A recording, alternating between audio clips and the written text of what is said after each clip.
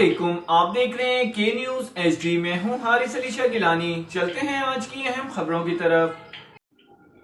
اہم خبر سے مطلع کریں گے۔ Pakistan Tehreek Insaf P T I کے رہنما اور سابق وزیر اطلاعات فواد چودھری ایک مرتبہ پھر جھوٹ بولتے ہوئے پکڑے گئے۔ فواد چودھری اپنے دور میں میڈیا پر حملوں، پیپکا اور P M D A ordinance جیسے بدنام زمانہ قوانین لا کر صحافیوں کو ایک واٹس ایپ میسج پر گرفتار کرنا چاہتے تھے۔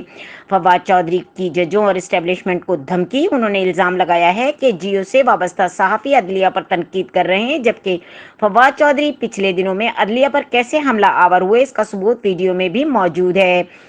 ایسی ہی ایک توہین عدالت کا اسلام آباد ہائی کورٹ میں دیا گیا تو عمران خان کے وکیل حامد خان نے کہا کہ فواد چودھری ویسے ہی کسی اچھائی کی توقع نہیں۔ ان کی اس جملے پر عمران خان بھی ہنس دیے تھے۔